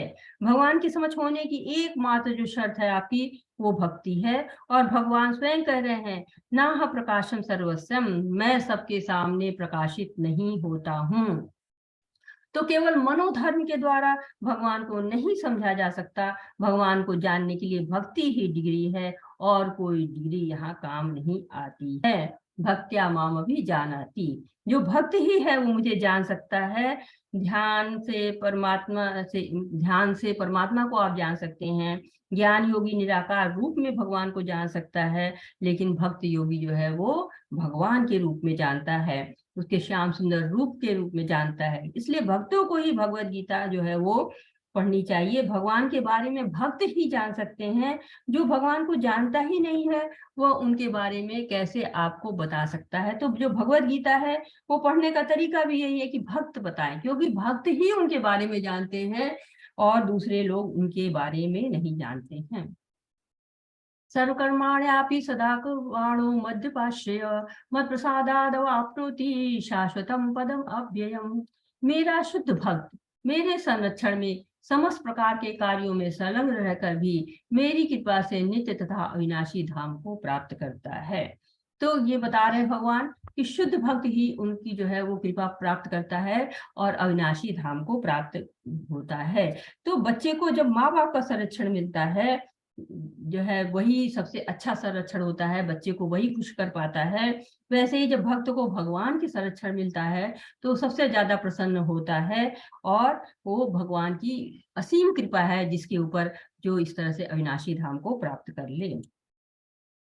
मच्चिता सर्व दुर्गाणि मत प्रसादातिरिष्यसि अथ चेतश महाकाना शोषसि विनक्ष्यसि। यदि तुम मुझसे भावना भावित होगे तो मेरी कृपा से तुम बद्ध जीवन के सारे अवरोधों को लांघ जाओगे। लेकिन यदि तुम मिथ्या अहंकार वश ऐसी चेतना में कर्म नहीं करोगे, तो मेरी बात नहीं सुनोगे, तो तुम विनष्ट हो जाओगे। यहाँ भगवान की बात नहीं मानेंगे तो क्या होंगे? विनष्ट हो जाएंगे, पतन हो जाएगा। तो कुछ लोग सोचते हैं कि भगवान तो हमें डरा रहे हैं, भगवान हमारे पिता हैं, तो पिता हमसे ऐसा क्यों कह रहे हैं कि तुम्हारा पतन हो जाएगा, तुम विनष्ट हो जाओगे। तो क्यों कह रहे हैं? जैसे भौतिक जीवन में भी पिता है, तो वो बच्चे को देख रहा है कि गलत रास्ते पर जा रहा है, तो बताते हैं कि नहीं, अगर तुम ऐसा करोगे तो ऐसा है, अगर तुम अग्नि में हाथ डालोगे तो तुम जल जाओगे, तुम अगर ऊंचे से झांकोगे तो तुम गिर जाओगे। इसी तरह भगवान भी हमको गलत रास्ते पर जाने से रोक रहे हैं, हमारी भलाई के लिए बता रहे हैं कि हमें इन रास्तों पर नहीं जाना है, हमें जो है वो सही रास्ता पे, जो भगवान की तरफ जो रास्ता जा रहा है उस तरफ से जाना है। ईश्वर सर्वभूतानां तदेश अर्जुन तिष्ठति, ब्राह्मण सर्वभूतानि यंत्रारूढ़ानि मायया। हे अर्जुन, परमेश्वर प्रत्येक जीव के हृदय में स्थित है और भौतिक शक्ति से निर्मित यंत्र में सवार की भांति बैठे समस्त जीवों को अपनी माया से घुमा भरमा रहे हैं। तो क्या बता रहे हैं यहाँ पर कि शरीर एक यंत्र है, जो हमारा शरीर है वो एक यंत्र की तरह काम करता है, और इसके अंदर चलाने वाले दो लोग हैं, एक आत्मा है और एक दूसरी परमात्मा है। यानी कि दो क्षेत्रज्ञ हैं, शरीर को जानने वाले दो क्षेत्रज्ञ हैं, एक आत्मा है जो केवल अपने शरीर के बारे में जानती है, और दूसरे परमात्मा है जो सबके विषय में जानते हैं। तो यहाँ पे ये दिखाया भी गया है कि एक जीव के अंदर दो आत्माएं बैठी हुई हैं, एक आत्मा के रूप में और एक परम आत्मा के रूप में। तमेव शरणं गच्छ सर्वभावेन भारत, तत्प्रसाद पराशांति स्थानम प्राप्स्यसि शाश्वतम। हे भारत, सब प्रकार से उसी की शरण में जाओ, उसकी कृपा से तुम परम शांति को तथा परम नित्य धाम को प्राप्त करोगे। तो परम शांति और परम धाम हमें कहाँ मिल सकता है? भगवान की शरण में मिल सकता है। इसलिए भगवान की भक्ति करनी है, भगवान की शरण में जाना है। जैसे अर्जुन ने जब भगवान की शरण ली, तब भगवान ने उनको भगवत गीता का ज्ञान दिया। तो हमें क्या करना है? जब भगवान की शरण में हम जाते हैं तो हमें उचित मार्ग दिखता है। इति ते ज्ञानम आख्यातम गुह्याद गुह्यतरम मया, विमृश्यते दशेषेण यथेच्छेषि तथा कुरु। इस प्रकार मैंने तुम्हें गुह्यतर ज्ञान बतला दिया, इस पर पूरी तरह से मनन करो और तब जो चाहो सो करो। अब भगवान क्या कह रहे हैं कि मैंने गोपनीय ज्ञान बता दिया, अब जो इच्छा हो वो करो। इतनी स्वतंत्रता भगवान ने दे दी अर्जुन को, और वो हमको भी ऐसी ही सूक्ष्म स्वतंत्रता दे देते हैं कि सब बात तो मैं बता रहा हूँ, लेकिन कोई जबरदस्ती नहीं है। अब आपका ऊपर है कि भगवान की तरफ आ जाओ या माया की तरफ चले जाओ। तो ये क्या है? ये जो सूक्ष्म स्वतंत्रता भगवान ने दी है, यही स्वतंत्रता हमारे लिए वरदान भी है और यही हमारे लिए श्राप भी है। कि क्यों श्राप? क्यों? कि भगवान जो है वो कोई जबरदस्ती नहीं कर रहे हैं और हमको छोड़ दे रहे हैं कि हाँ चले जाओ, लेकिन अब हमारे ऊपर है कि हम इसको भगवान में लगा दें तो वरदान हो जाएगा, और अगर हम इसको भगवान की तरफ नहीं लगाते, माया की तरफ लगाते हैं, तो हमें जो है वो माया का दास बनना पड़ेगा। तो स्वतंत्रता ही है जो जड़ और चेतन में अंतर बताती है। जो जड़ वस्तु है वो इच्छा नहीं कर सकती। अगर कोई पत्थर है तो वो क्या इच्छा करेगा? कोई लकड़ी है वो क्या है? टेबल आपसे कभी नहीं मांगता कि खाने को दे दो, पीने को दे दो, लेकिन उसी पर एक बच्चा बैठा होता है तो वो आपको समय समय कहेगा ये चाहिए वो चाहिए वो चाहिए। तो इच्छा क्या है? केवल चेतन वस्तुओं में भगवान ने दी है। और भगवान ने क्यों चेतन इच्छा दी है? इस तरह इच्छा क्यों दी है? कि भगवान हमसे प्रेम चाहते हैं। भगवान हिटलर नहीं है कि नहीं मुझसे प्रेम करो, डंडा मार के नहीं कह रहे कि प्रेम करो। प्रेम स्वाभाविक रूप से होता है, और प्रेम जो है वो दोनों के बीच में आदान प्रदान होता है। तो भगवान अपनी तरफ से हाथ बढ़ाए खड़े हुए हैं, अब हमारे ऊपर है कि हम अपने हाथ को उनको देते हैं कि नहीं देते हैं। मन्मनाभ मद्भक्तो मद्याजी नमस्कुरु, माम वैश्यसि सत्यम ते प्रतिजाने प्रियोसि मे। सदैव मेरा चिंतन करो, मेरे भक्त बनो, मेरी पूजा करो और मुझे नमस्कार करो। इस प्रकार तुम निश्चित रूप से मेरे पास आओगे। मैं तुम्हें वचन देता हूँ, क्योंकि तुम मेरे परम प्रिय मित्र हो। तो ये पंक्ति 2 बार आई है, पहले भी आप 9वें अध्याय में इसको पढ़ चुके हैं। जो पहली पंक्ति है वो दूसरी बार ये आई है। तो ये इतनी महत्वपूर्ण है क्योंकि भगवान 2 बार कह रहे हैं। कितनी बड़ी बात है, वो बार बार हमको बता रहे हैं कि तुम्हें करना क्या है।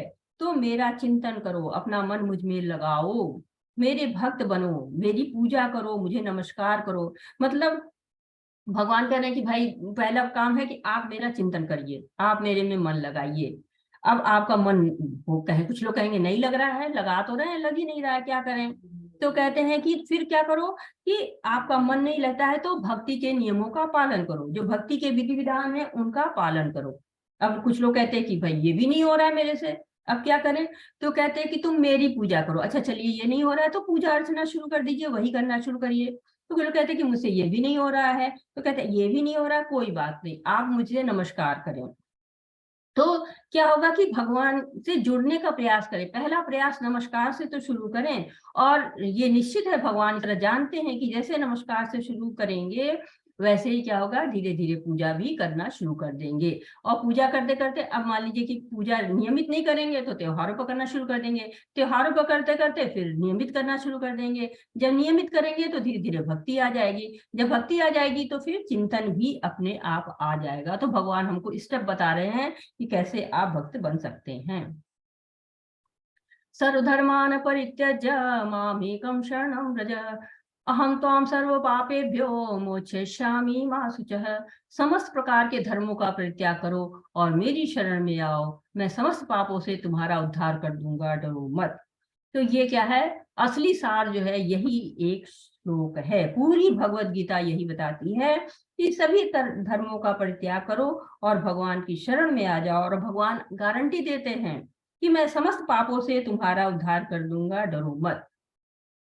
अब ये सभी धर्मों के से हमारा जो है वो अभिप्राय दूसरा होता है और भगवान का अभिप्राय दूसरा है। भगवान कहते हैं कि जो शरीर के धर्म है आपके, जो शरीर के लिए जो है वो आप धर्म बना रखे हैं कि हमारा परिवार है, हमारा देश है, हमारा समाज है, हमारा बच्चे हैं, हमारे घर है, जो इस तरह के आपने संबंध बना रखे हैं, इन संबंधों का परित्याग करो। शरीर के जो आपके शरीर के जो है आपके धर्म हैं उनका परित्याग करिए, क्योंकि भक्ति की जो पहली शर्त होती है वो होती है कि शरणागति। जब भगवान की भक्ति आप शरण ग्रहण कर लेते हैं तो जो भक्त के जो है धर्म होते हैं उनका पालन करना है, शरीर के धर्म का पालन नहीं करना है। तो इसको जो धर्म है, जो भगवान का धर्म है, उसको परम धर्म कहा गया है, परो धर्म करके नाम दिया गया है। और ये जो है हेतु की होती है, ये जो परम धर्म होता है ये हेतु की कृपा की तरह होता है। ये बिना किसी स्वार्थ के, मतलब कोई हेतु नहीं, कोई स्वार्थ नहीं, उसके किया जाता है। और ये शाश्वत होता है, ये कभी भी समाप्त नहीं होता है। इसे कहा गया सवे पुंसा परो धर्म, ये तो भक्ति दुख जे अहेतु क्या प्रतिहरता आत्मा प्रसिद्धति। तो शरीर के बदलने के साथ हमारा धर्म बदलता है, परंतु हमारा जो भक्ति होती है वो शाश्वत होती है।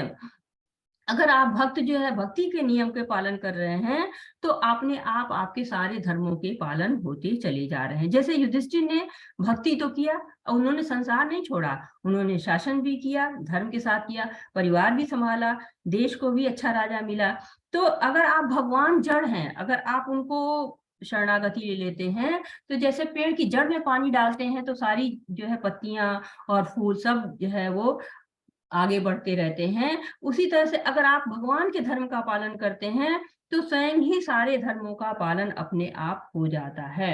तो भगवान की शरणागति आसान नहीं है, इसमें बहुत से अवरोध आते हैं, लेकिन तुम डरो मत, मेरी शरण ग्रहण करो। तो ये भगवत गीता का जो है वो बिल्कुल खजाना है, जिसको आप हीरा कह सकते हैं, अंगूठी में जो हीरा लगता है वो ये है। इदं ते नातपस्काय न भक्ताय कदाचन, न चाशुश्रुवे वांच न च मायोऽभ्युसूयति। यह गुह्य ज्ञान उनको कभी न बताया जाए जो न तो संयमी है, न एकनिष्ठ है, न भक्ति में रत है, न ही उसे जो मुझसे द्वेष करता हो। अब भगवान अपने खजाने को थोड़ा सा छिपा भी रहे हैं कि उनको कतई नहीं बताइए जो कि भगवान के भक्त नहीं है, जो द्वेष करते हैं उनको नहीं बताना है। किसको बताना है? उन लोगों को बताना है कि जो लोग भक्त हैं। तो ऐसे लोग को नहीं बताना है जो अभक्त हैं। तो ऐसा भाव कह सकते हैं कि भगवान ऐसा क्यों कह रहे हैं? भाई भक्त जो है जो नहीं है उसको भी तो, अभक्तों को भी तो भक्त बनाना चाहिए, लेकिन उनको अगर आप ज्यादा बताएंगे तो वो दूर होते चले जाएंगे। तो आपको करना क्या है? आपको प्रसाद खिलाकर, उनको अपने आचरण के द्वारा प्रभावित करके उनको आप भक्त बना सकते हैं। य इदं परमं गुह्यं मद्भक्ते दास्यति, भक्तिं मयि पराकृत्वा माम वैश्यत्य संशयः। जो व्यक्ति भक्तों को यह परम रहस्य बताता है वह शुद्ध भक्ति को प्राप्त करेगा और अंत में वह मेरे पास आएगा। तो यहाँ पर कह रहे हैं भगवान कि लोगों को भगवान के बारे में बताओ, तो उससे क्या होगा, हमारी भी जो है भगवान के पास हम भी जा सकते हैं, क्योंकि हम भगवान के अंश है और भगवान चाहते भी है कि हम उसके पास आए। तो पिता जैसे अपने बच्चों को चाहता है, वैसे ही भगवान भी अपने भक्तों को प्रिय मानते हैं। जो जीवात्माएं भटकी हुई हैं, भगवान से दूर हैं, उनके भी पास आने से भगवान को प्रसन्नता होती है। और भगवान के प्रचार की खासियत ये है, उनके नाम का प्रचार कैसे कर सकते हैं, केवल धरती पर कर सकते हैं। क्यों? क्योंकि भगवान के धाम में तो सब भक्ति है, वहां किसके लिए प्रचार करेंगे, वहां तो ये सेवा कर नहीं सकते हैं। तो हमको प्रभुपाद के आंदोलन में सहयोग करना चाहिए। और जो लोग प्रचार नहीं कर सकते हैं, कोई बात नहीं, उनको कम से कम भगवान का नाम सबको बताना चाहिए। न च तस्मान् येषु कश्चिन् मे प्रियकृतमः भविता न च मे तस्माद् अन्य प्रियतरो भुवि। इस संसार में उसकी अपेक्षा कोई अन्य सेवक न तो मुझे अधिक प्रिय है और न कभी होगा। तो कहते कि हमें भी क्या करना है, हमें भगवान की जो है, जो भगवान की बात करता है उसके से भगवान बहुत खुश होते हैं। तो हमें भी ऐसी सेवा करनी चाहिए जिससे भगवान हमसे खुश हों। अध्ययष्यते च य इमं धर्म संवादमाययो ज्ञान तेनाहमिष्टं स्यामिति मे मतिः। और मैं घोषित करता हूँ, जो हमारे इस पवित्र संवाद का अध्ययन करता है, वो अपनी बुद्धि से मेरी पूजा करता है। तो भगवान कह रहे हैं कि हमें इस पवित्र संवाद की पूजा करनी चाहिए, लेकिन उसकी विधि ये नहीं है कि हम केवल कपड़े में बांध के उसको पूजा स्थल पर रख दें, बल्कि स्वयं भी पढ़ें और लोगों को भी पढ़ाएं। और इससे क्या होगा, इससे उसकी वास्तविक पूजा हम इस तरह से कर सकते हैं। श्रद्धावानश्च सूयश्च शृणुयादपि यो नरः सोऽपि मुक्तशम्भालोकाप्यया पुण्यकर्मणाम्। जो श्रद्धा समेत और द्वेष रहित होकर इसे सुनता है, वह सारे पापों से मुक्त हो जाता है और उन शुभ लोकों को प्राप्त होता है जहाँ पुण्यात्माएं निवास करती हैं। तो श्रद्धा के साथ जो है वो हमको इसको पढ़ना चाहिए। इसके द्वारा क्या होगा, हम सारे पापों से मुक्त हो जाएंगे। अर्जुन उवाच नष्टो मोहा स्मृति लब्धा तो प्रसादान्वयाच्युतः स्थो अस्मि गत संदेह करिष्ये वचनम तो। अर्जुन ने कहा, हे कृष्ण, हे अच्युत, अब मेरा मोह दूर हो गया। आपके अनुग्रह से मुझे मेरी स्मरण शक्ति वापस मिल गई है। अब मैं संशय रहित तथा दृढ़ हूँ और आपके आदेशानुसार कर्म करने के लिए उद्यत हूँ। तो भगवान ने हमें इच्छा दी है, हमें वो करना चाहिए जो अर्जुन कर रहे हैं। हमें अर्जुन का जो भाव है, उसी के तरह से हमें भगवान के पास जाना चाहिए। संजय ने कहा, इस प्रकार मैंने कृष्ण तथा अर्जुन इन दोनों महापुरुषों की वार्ता सुनी और यह संदेश इतना अद्भुत है कि मेरे शरीर में रोमांच हो रहा है। व्यास की कृपा से मैंने ये परम गुही बातें साक्षात योगेश्वर कृष्ण के मुख से अर्जुन के प्रति कही जाती हुई सुनी। हे राजन, जब मैं कृष्ण तथा अर्जुन के मध्य हुई इस आश्चर्यजनक तथा पवित्र वार्ता का बारंबार स्मरण करता हूँ, तो प्रतिक्षण आह्लाद से जो है गदगद हो उठता हूँ। तो यहाँ संजय जो है अपने गुरु जो व्यास देव हैं उनको धन्यवाद दे रहे हैं कि उनकी कृपा से मुझे दिव्य दृष्टि प्राप्त हुई और इसकी वजह से जो भगवद गीता अर्जुन को सुनाई गई है कृष्ण के मुख से, योगेश्वर कृष्ण के मुख से, उसको मैंने सुना हूँ और इसकी वजह से मैं रोमांचित हो रहा हूँ। यत्र योगेश्वरः कृष्णो यत्र पार्थो धनुर्धर तत्र श्री विजयो भूति ध्रुवो नीतिमर्तिमम्। तो ये यहाँ पर सबसे आखिरी श्लोक आ गया है और बहुत ही सुंदर श्लोक है कि जहाँ योगेश्वर कृष्ण है और जहाँ परम धनुर्धर अर्जुन है, वहीं ऐश्वर्य, विजय, अलौकिक शक्ति तथा नीति भी निश्चित रूप से रहती है, ऐसा मेरा मत है। तो भगवान के जो भक्त होते हैं और जो है भक्ति, ऐश्वर्य, विजय, पूर्णता, नीति सब कुछ वहीं पर रहता है जहाँ पर योगेश्वर श्री कृष्ण है और परम धनुर्धर अर्जुन है। कितना सुंदर दृश्य है और कितना सुंदर श्लोक है ये, बिल्कुल दिल में बसने लायक जो है वो श्लोक है। स्वामी प्रभुपाद जी के कुछ शब्द, जहाँ कृष्ण तथा अर्जुन उपस्थित हैं, वहां संपूर्ण श्री होगी। युद्ध को यह निर्णय करना था कि संसार पर शासन कौन करेगा। संजय ने भविष्यवाणी की थी कि सत्ता युधिष्ठिर के हाथ से जाएगी, क्योंकि न वे केवल पुण्यात्मा तथा पवित्र आत्मा थे, अपितु वे कठोर नीतिवादी थे। उन्होंने जीवन भर कभी असत्य भाषण नहीं किया था। भगवद गीता से हम यह समझ सकते हैं कि ज्ञान तथा ध्यान द्वारा अपनी अनुभूति एक विधि है। लेकिन कृष्ण की शरणागति सर्वोच्च सिद्धि है। यह भगवत गीता के उपदेशों का सार है। पूर्ण कृष्ण भावना भावित होकर भक्ति में कृष्ण की शरणागति गुरुतम उपदेश है। यही 18वें अध्याय का सार है। भगवत गीता में 5 प्रमुख विषयों की व्याख्या की गई है: भगवान, भौतिक प्रकृति, जीव, शाश्वत काल तथा सभी प्रकार के कर्म। और सब कुछ भगवान कृष्ण पर आधारित है। जीव अपने मूल रूप में शुद्ध आत्मा है और परमात्मा का एक परमाणु मात्र है। क्योंकि सारे जीव कृष्ण की तटस्था शक्ति हैं, अतः उनका संसर्ग भौतिक शक्ति अपरा या आध्यात्मिक शक्ति परा से होता है। दूसरे शब्दों में जीव भगवान की पराशक्ति से है, अतः उनमें किंचित स्वतंत्रता रहती है। इस स्वतंत्रता के सदुपयोग से ही वह कृष्ण के प्रत्यक्ष आदेश के अंतर्गत आता है और अपनी सामान्य दशा को प्राप्त होता है। तो संजय कभी झूठ नहीं बोलते थे। वो धृतराष्ट्र राजा थे, फिर भी उनको बिना डरे संजय ने बता दिया था कि विजय पांडवों की ही होगी। तो संजय भी भक्त थे। भगवत गीता का जो है वो सार उन्होंने बताया कि भगवान की शरण में जाने के लिए सभी धर्मों का त्याग करो। तो 5 विषय को जाना हम सबने कि ईश्वर, जीव, प्रकृति, काल और कर्म, और ये सभी कहा है भगवान पर ही आश्रित है। जीव भगवान का अंश है, भगवान सच्चिदानंद है और हमें अपने स्वभाव को प्राप्त करना है। और हमारा स्वभाव है भगवान की सेवा करना, भक्ति करना। भगवान हमारे लिए अपने अलौकिक धाम को छोड़कर आते हैं, जिससे हमें उनके बारे में पता चले। भगवत गीता सुनाते हैं, अनंत कोटि ब्रह्मांड के स्वामी हमारे लिए इतना प्रयास कर रहे हैं, तो हमें भी उनके लिए प्रयास करना चाहिए। इस पाठ का सारांश है कर्म से बंधन से मुक्ति योग। तो जो कर्म है, कर्म फल है और कर्म फलों से आसक्ति है, उनका त्याग करने से हमें बंधन नहीं होता है, हमें मुक्ति मिलती है। कार्रवाई के 5 कारक। तो 5 कारक हैं किसी काम के: कर्म का स्थान, कर्ता, इंद्रियां, चेष्टा और सबसे मुख्य क्या होता है? परमात्मा। 3 मोड सब कुछ नियंत्रित करते हैं। तो जो प्रकृति के 3 गुण होते हैं, उनके द्वारा ही सब कुछ नियंत्रित होता है। वर्णाश्रम धर्म के माध्यम से शुद्धि। वर्णाश्रम धर्म का जो उद्देश्य होता है वो भगवान को प्राप्त करना है, और वो गुण कर्म के द्वारा वर्णाश्रम धर्म बने हुए हैं। ब्रह्म मंच गोपनीय ज्ञान।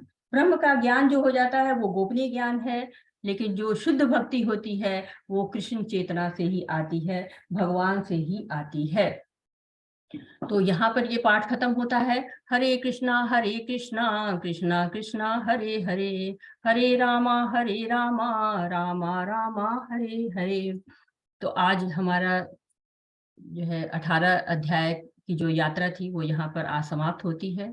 और आशा करते हैं कि आपने इसको बहुत मन से जो सुना है आपको आनंद आया होगा। आपका कोई प्रश्न है, कोई सुझाव है या कोई फीडबैक है तो हम आपसे लेना चाहेंगे। हरे कृष्णा। हरे कृष्णा माता जी, दंडवत प्रणाम। जी हरे कृष्णा प्रभु जी, दंडवत प्रणाम। बहुत अच्छा रहा सेशन। 8 दिन का जो 18 दिन का जो ये था भगवत गीता का सेशन, बहुत कुछ जानने को सीखने को मिला। मैंने पहले पढ़ा था एक बार, और उसके बाद हम लोग रेगुलर करके पढ़ रहे थे। 7 चैप्टर तक आए थे, उसके बाद हमने इसको सुना तो बहुत अच्छा लगा। और ये बताया जाता है, जो महाराज जी से सुने थे कि जितनी बार पढ़ा जाता है उतनी बार अच्छे से उस पे गूढ़ रहस्य जो होते हैं उजागर होते हैं। बहुत सारे यहाँ पे जानने को मिला कि, और जो मेन बात है जो यहाँ पे बताया गया कि हमको भगवान के शरण में शरण में जाना है, और अपने कार्य को जो भी है उसको फल को समर्पित करना है, और भगवान का चिंतन रखना है। तो ये सारी बातें अब पुनः हम ज़्यादा क्लियर हुआ तो जो भी कर्म करेंगे उसमें इम्प्लीमेंट करने की कोशिश करेंगे। जी प्रभु जी, बहुत धन्यवाद। बहुत धन्यवाद प्रभु जी। बहुत हरे कृष्णा, बहुत अच्छे बात बताई आपने कि आपको अच्छा लगा और आप आगे भी बढ़ना चाहते हैं। तो आपको बहुत बहुत जो है वो धन्यवाद, और भगवान कृष्ण की कृपा आप पे बनी रहे, ऐसा हम चाहेंगे। हरे कृष्णा। धन्यवाद माता जी, धन्यवाद। हरे कृष्णा। और हरे कृष्ण। हरे कृष्णा। हरे कृष्णा माता जी। जी माता जी। माता जी आज पार्टिसिपेंट्स भी 15 थे। जी जी जी। चैट बॉक्स में है लेवल 2 कोर्स कैसे करने को मिलेगा माता जी। संदीप प्रभु जी, मैंने एक लिंक डाला हुआ है लेवल 2 रजिस्ट्रेशन का, मैं फिर से डाल देती हूँ। उसमें आप उस लिंक में जाके रजिस्टर करेंगे, जैसे जैसे उसमें आप अपना सब डालते जाएंगे सारी इंफॉर्मेशन, आपके पास ज्वाइन द व्हाट्सएप ग्रुप का ऑप्शन आएगा, तो उसमें आप ज्वाइन कर सकते हैं फिर। मैं अभी शेयर कर देती हूँ इसका रजिस्ट्रेशन लिंक। रितिका माता जी बोल रहे, माता जी बहुत बहुत धन्यवाद, आपसे बहुत कुछ सीखने को मिला है, बिना गुरु के गीता का सार नहीं समझा जा सकता। हरे कृष्णा। बस हरे मुझे कृष्णा। जानना है कि इंद्रियां होती कितनी है। हरे कृष्णा रितिका माता जी, आपको बहुत बहुत धन्यवाद। और माता जी जो है यहाँ पर अभी आप आई हैं, अभी तो आप ऐसे जैसे मंदिर की सीढ़ियाँ चढ़ी है आपने, अभी आप अंदर आइए। बहुत जो है वो शिक्षा गुरु लोग हैं और आपको भगवत गीता का बहुत डिटेल ज्ञान होगा। और इंद्रियां जो है वो 5 होती हैं। कौन कौन सी होती हैं? जैसे आप आंखों से देखते हैं, कान से सुनते हैं, नाक से सूंघते हैं, त्वचा से स्पर्श करते हैं और वाणी से बोलते हैं। ये 5 इंद्रियां होती हैं। और जो है अभी आप आएंगे तो आपको और भी ज्यादा, अभी आप जो है सुना होगा आपने इंद्रियों के बारे में और बताया गया है, और अभी आप आगे लेवल 2 में आइए, आपको इंद्रियों के बारे में और भी ज्यादा ज्ञान होगा। हरे कृष्ण।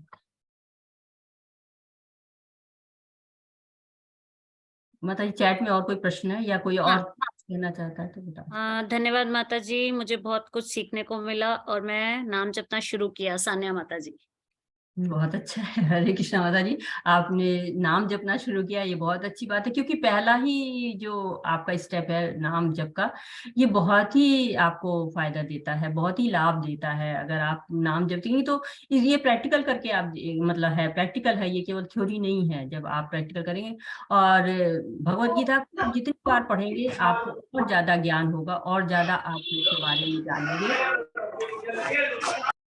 अभी हम भी जितनी बार इसको पढ़ते हैं, अभी हमको भी लगता है कि अरे इसमें ये भी था, हमने तो देखा ही नहीं था। तो अभी हम भी आप लोग के जैसे ही हम लोग भी पढ़ रहे हैं आगे, और समझ रहे हैं, भगवत गीता को समझने का प्रयास कर रहे हैं। धन्यवाद। संदीप प्रभु जी, मैंने चैट बॉक्स में ही लेवल लिंक डाल दिया है, आप उसमें से कर सकते हैं। और प्रांजल आर्य प्रभु जी कह रहे हैं, माता जी प्री भक्ति शास्त्री कोर्स में एग्जाम कैसे होंगे और असाइनमेंट्स कैसे देने होंगे?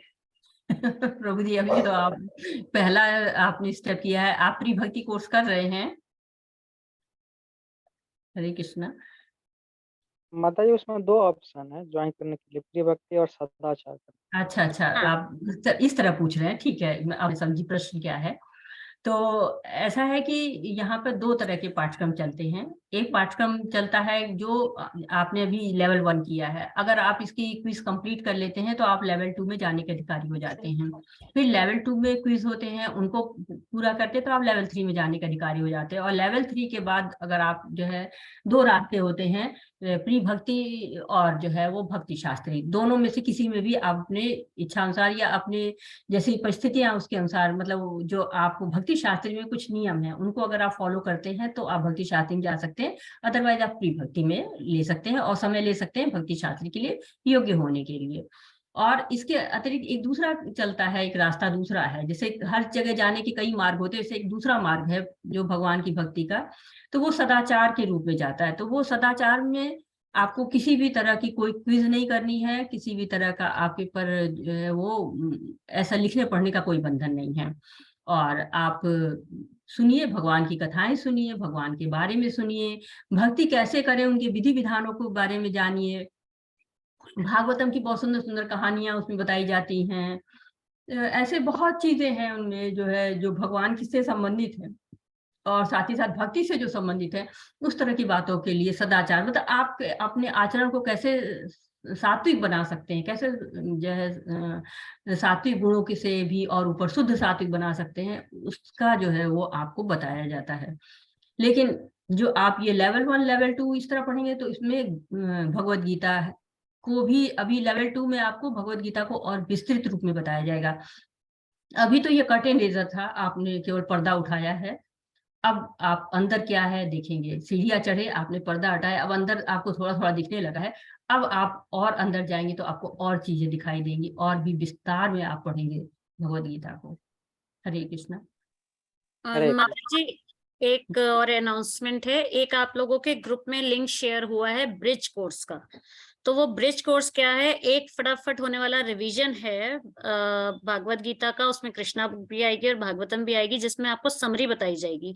ये ब्रिज कोर्स इसलिए देते हैं टेम्पल से ताकि आपका लिंक टूटे नहीं, जैसे सपोज करिए कि आपकी अगले हफ्ते से क्लास शुरू होगी भक्ति शास्त्र या भक्ति सदाचार की, तो ये 7 दिनों में जो अगले हफ्ते से होगी, उस टाइम में आप रोज 8 बजे वो क्लास हुआ करेगी। उसका लिंक जो है वो ग्रुप में आ गया है।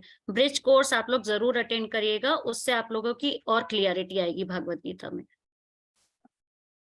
हरे कृष्णा माता जी। हरे कृष्णा। कहने का अर्थ ये है कि आप भगवान से जितना जुड़े रहेंगे, भक्तों के साथ जितना जुड़े रहेंगे, उतना ही ज्यादा आपकी भक्ति में दृढ़ता आएगी, भक्ति में स्थिरता आएगी। और हम सबका प्रयास यही है कि हम लोग की भक्ति में और दृढ़ता आए। हरे कृष्णा। माता जी और कोई क्वेश्चन नहीं है चैट बॉक्स में?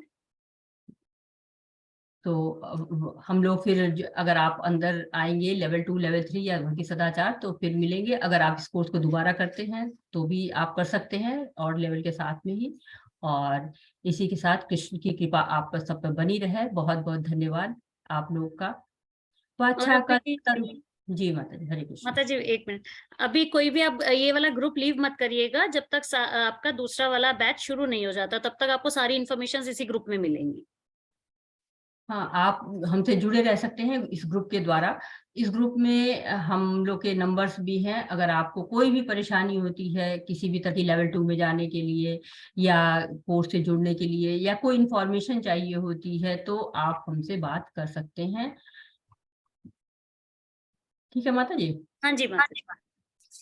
तो बहुत अच्छा रहा, आप लोगों ने बहुत ध्यान से सुना, बहुत शांति के साथ। तो आप लोग का बहुत बहुत धन्यवाद। वाछा कल्पतरुभ्यश्च कृपा सिंधुभ्यैव च पतितानां पावनेभ्यो वैष्णवेभ्यो नमो नमः। अनंत कोटि वैष्णव वृंद की जय। श्री प्रभुपाद की जय। हरे कृष्णा। हरे कृष्णा माता जी। हरे कृष्णा। कृष्ण की कृपा आप सभी पर बनी रहे। हरे कृष्णा।